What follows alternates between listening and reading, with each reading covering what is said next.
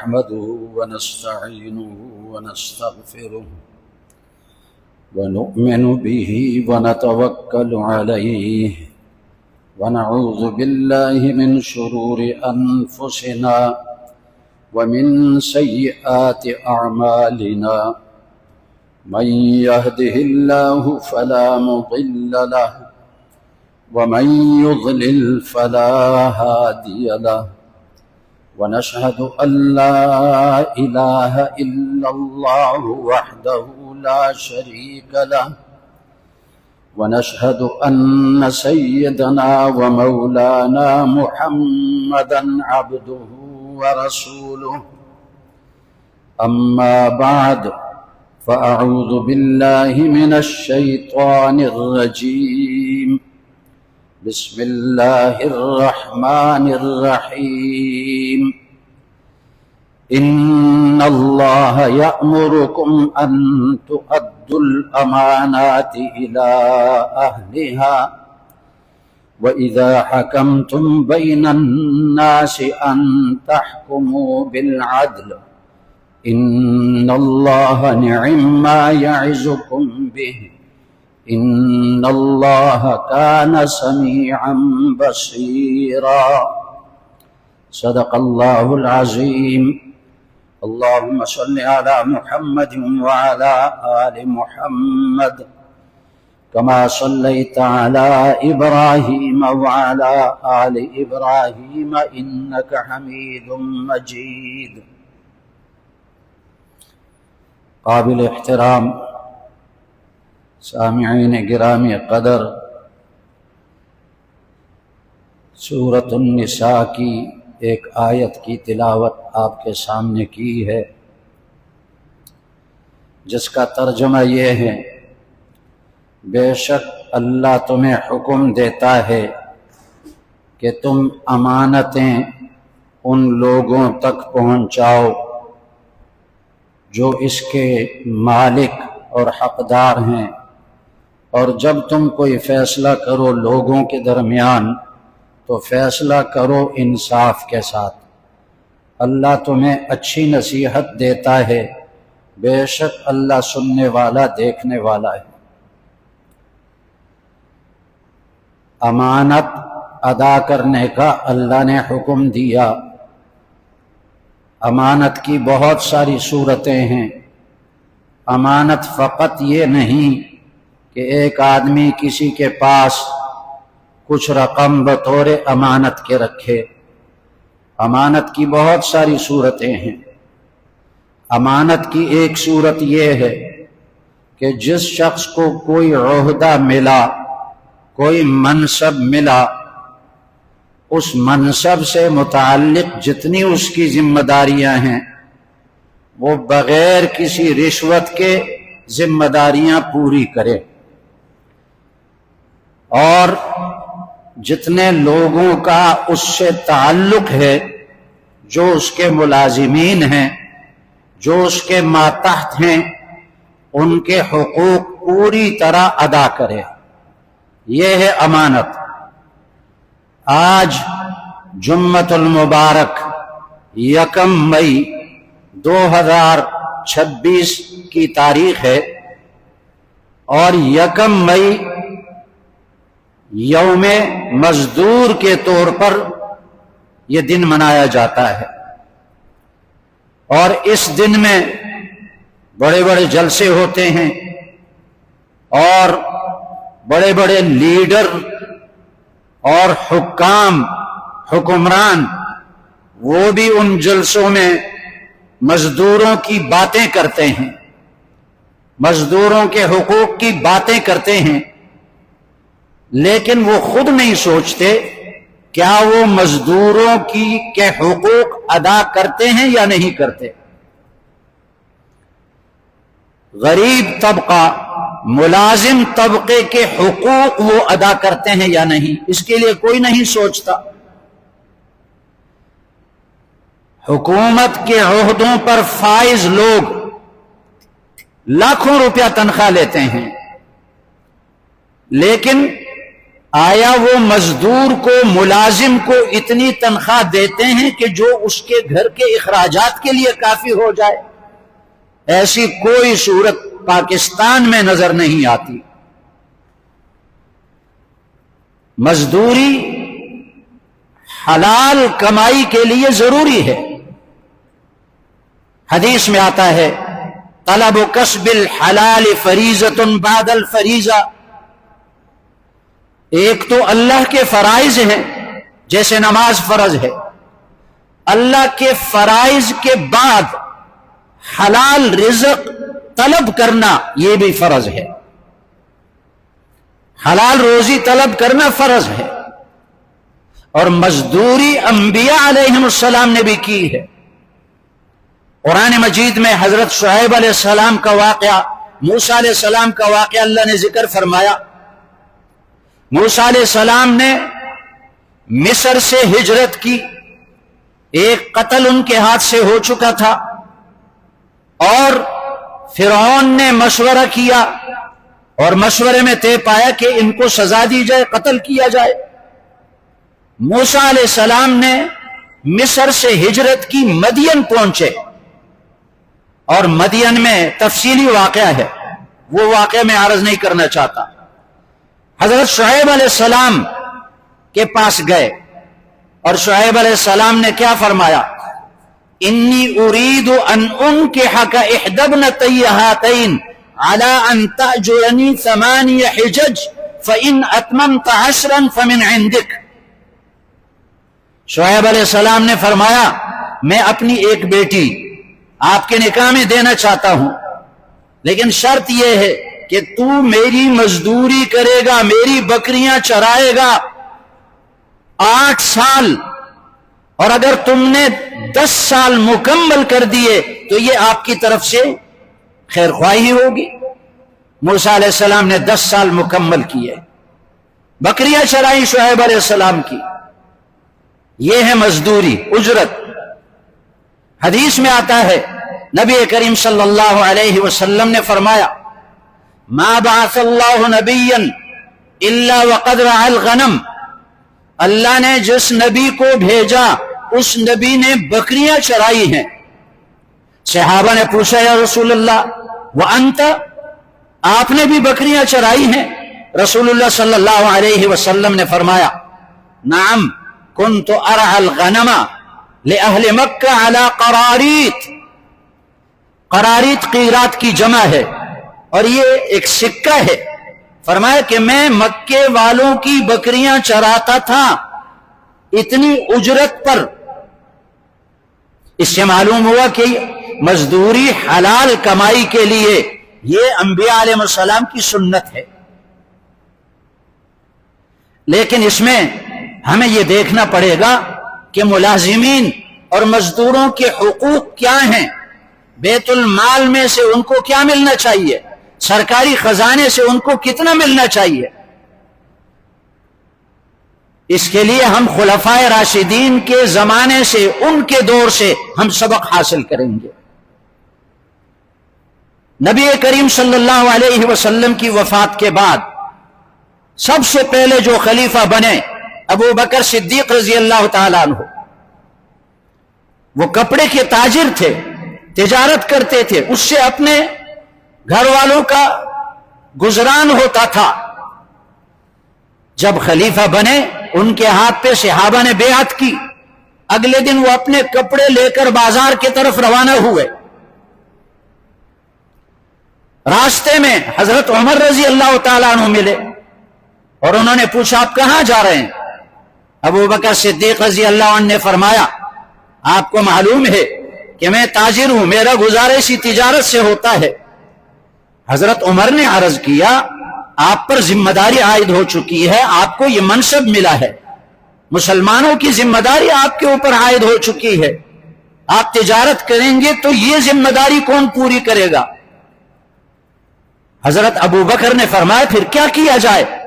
حضرت عمر رضی اللہ تعالیٰ عنہ نے عرض کیا کہ ابو عبیدہ بن الجراح رضی اللہ تعالیٰ عنہ، جن کے بارے میں رسول اللہ صلی اللہ علیہ وسلم نے فرمایا امین هذه الامت ابو عبیدہ بن الجراح ابو عبیدہ بن الجراح اس امت کے امین ہیں، امانت دار ہیں، چلیں ان سے پوچھتے ہیں، وہ امانت دار ہیں، کیا فیصلہ کرتے ہیں۔ ان سے پوچھا گیا تو انہوں نے فرمایا کہ بیت المال سے، سرکاری خزانے سے ابو بکر صدیق رضی اللہ عنہ کا وظیفہ مقرر کیا جائے، اب یہ تجارت نہیں کر سکتے۔ تو ابو بکر صدیق رضی اللہ تعالیٰ عنہ نے فرمایا کہ ایک عام مہاجر کو جتنا وظیفہ سرکاری خزانے سے ملتا ہے اتنا ہی وظیفہ مجھے بھی سرکاری خزانے سے ملا کرے، اس سے نہ کم ہو نہ زیادہ ہو۔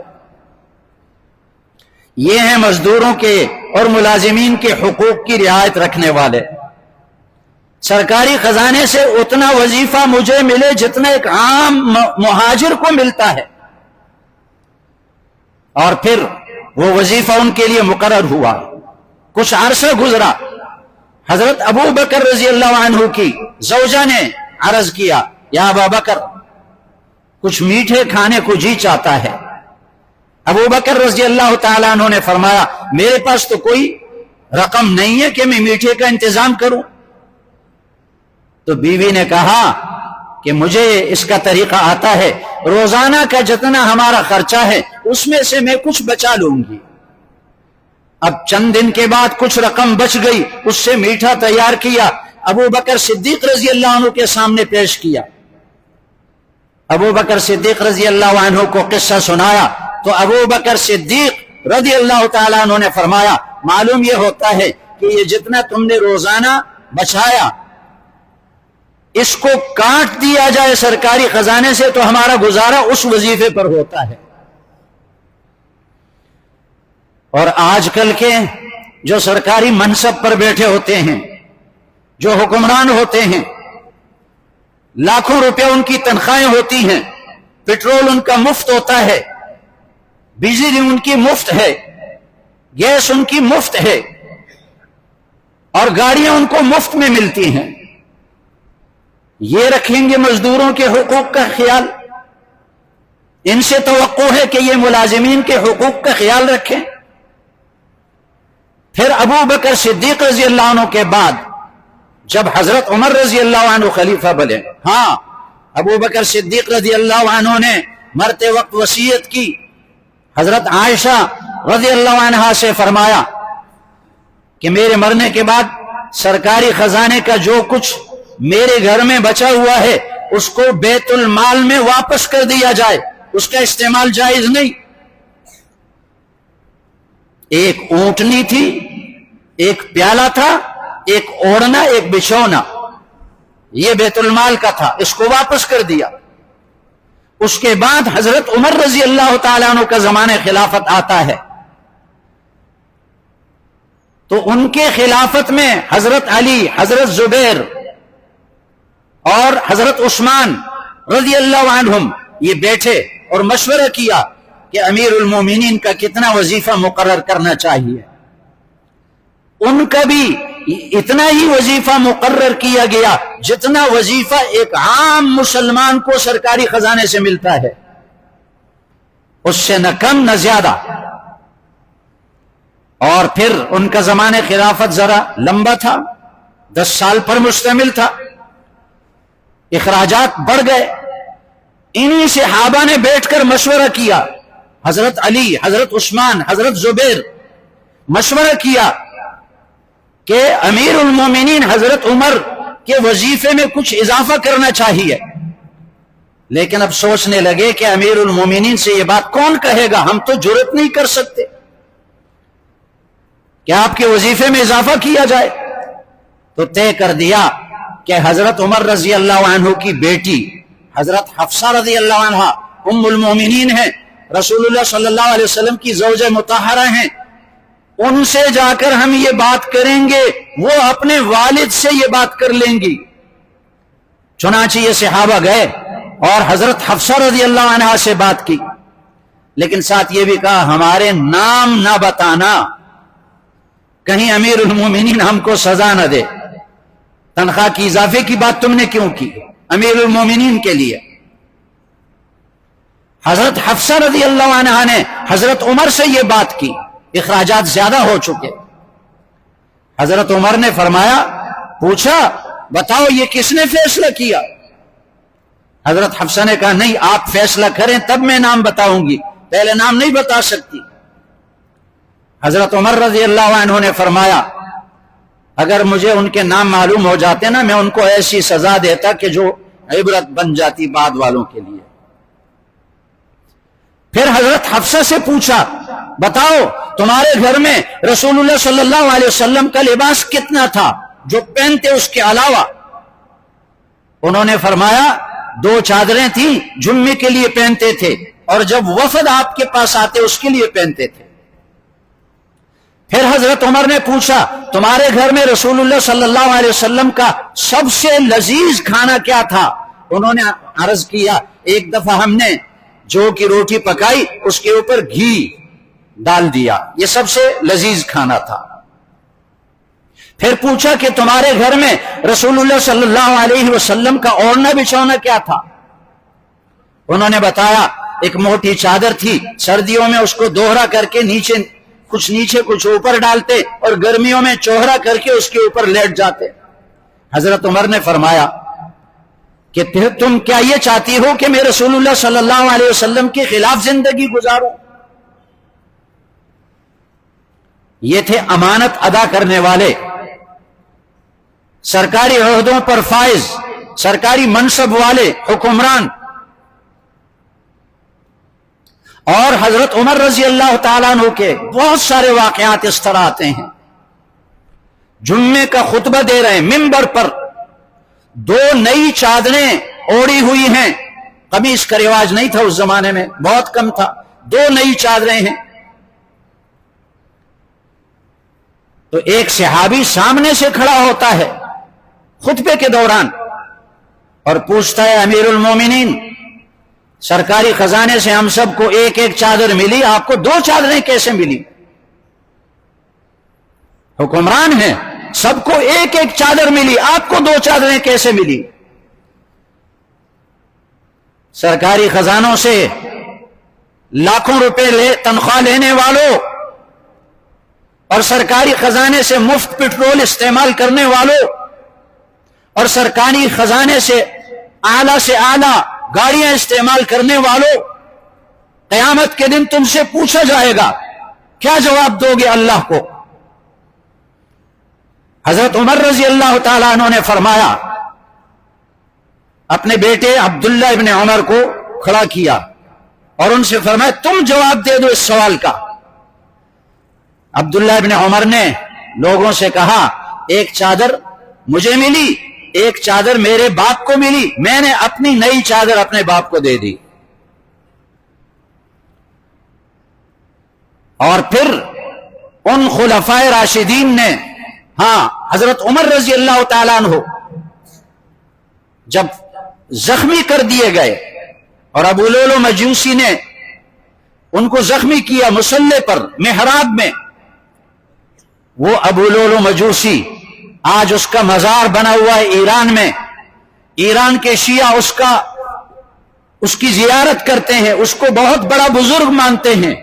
وہ ہے جس نے حضرت عمر رضی اللہ تعالیٰ عنہ کو فجر کی نماز کے دوران مصلی پر محراب میں زخمی کیا۔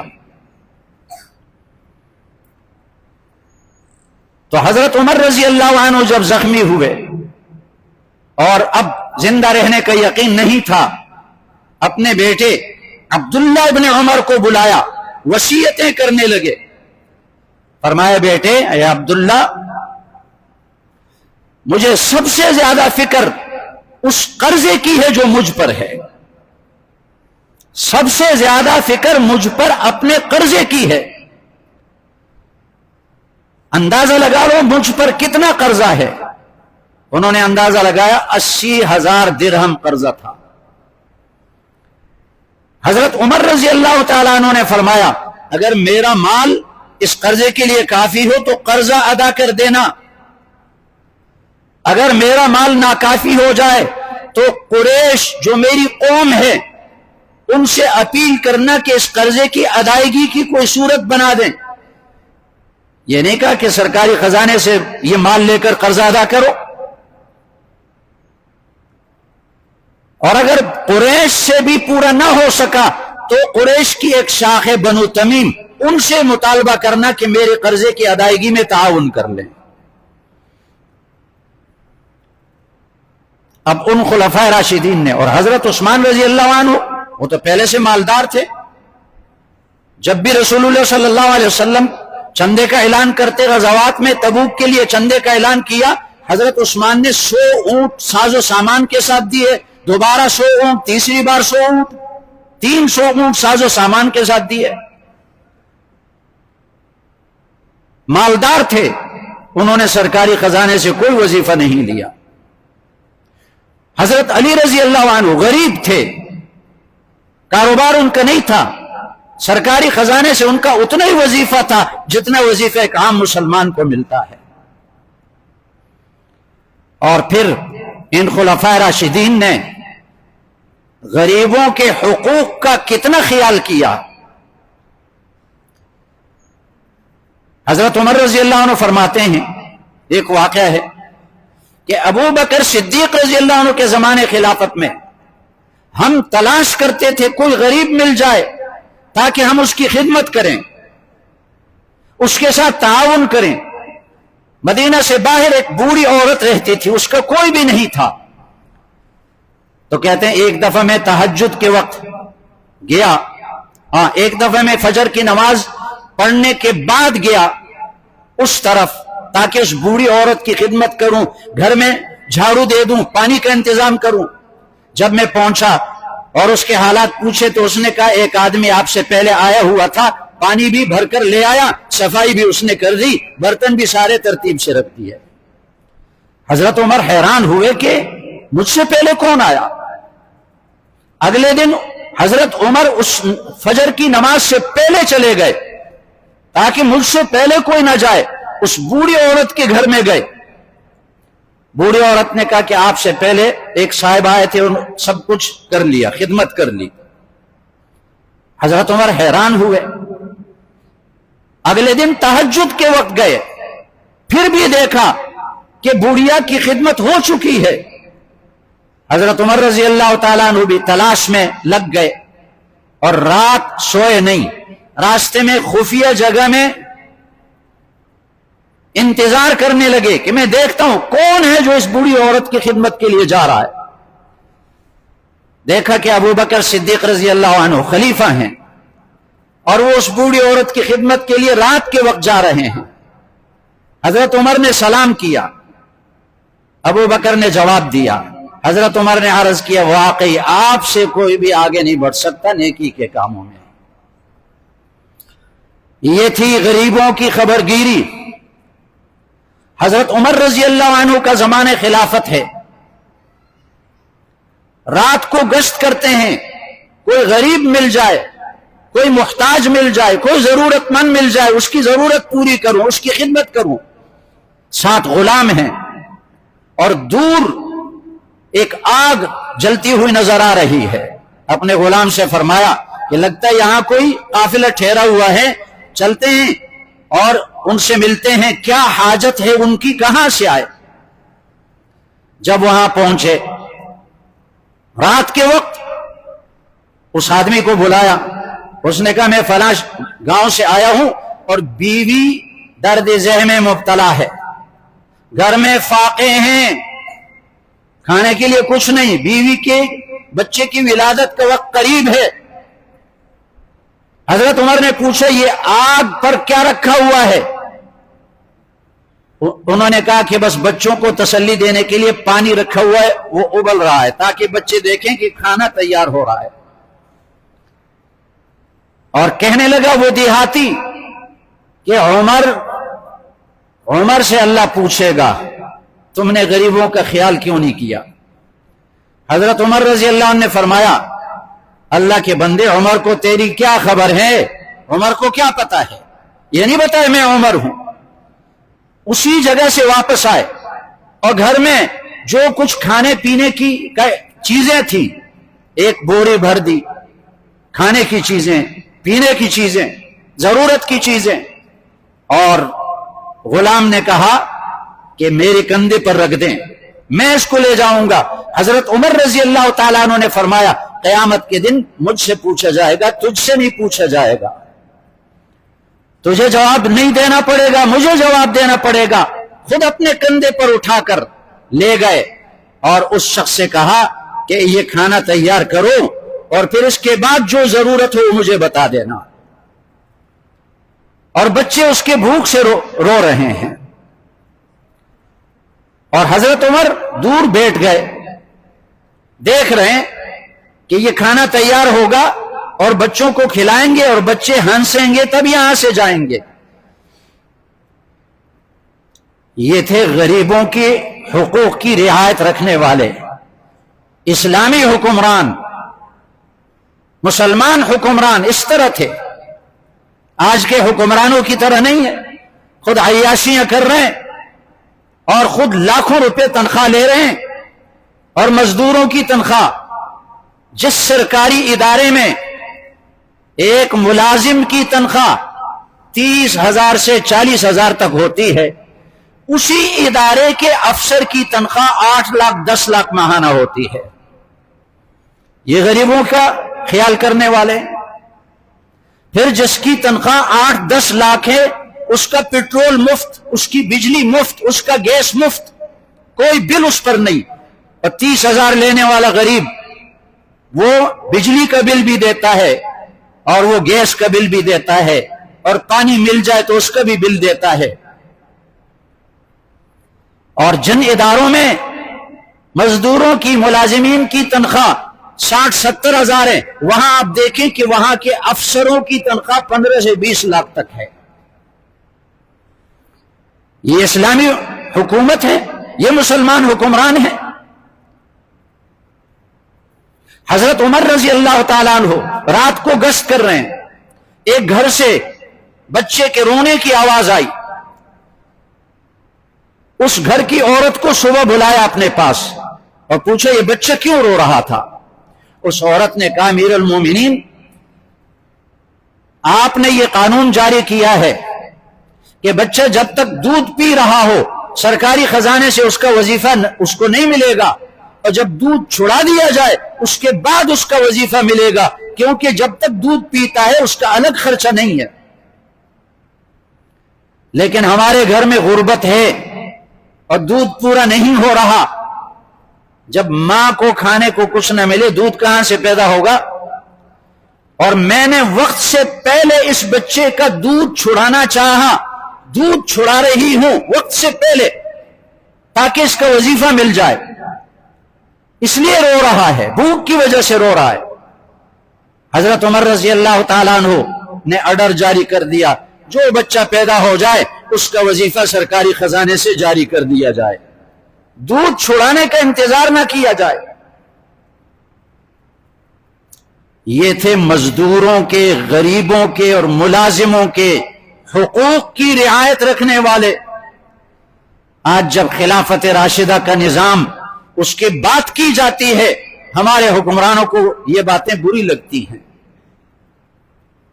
حضرت عمر رضی اللہ تعالیٰ عنہ نے اپنے زمانے خلافت میں آرڈر جاری کیا تھا کہ جہاں جہاں گورنر بھیجے گئے، مختلف شہروں کے جو گورنر بنائے گئے، ترکی گھوڑا وہ استعمال نہیں کریں گے۔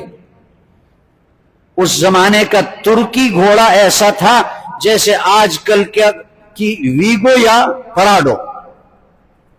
کوئی گورنر یہ گاڑی استعمال نہیں کرے گا۔ عام لوگ جب عام گھوڑوں پہ سواری کرتے ہیں تو جو گورنر ہیں، جو سرکاری افسران ہیں، وہ بھی عام گھوڑے پر سواری کریں گے، ترکی گھوڑا استعمال نہیں کریں گے۔ اور یہ پابندی لگائی تھی، کوئی گورنر چھنے ہوئے آٹے کی، میدے کی روٹی نہیں کھائے گا۔ جب عام لوگ بغیر چھنے ہوئے آٹے کی روٹی کھاتے ہیں تو جو سرکاری افسر ہیں، گورنر ہے، وہ بھی بغیر چھنے ہوئے آٹے کی روٹی کھائے گا۔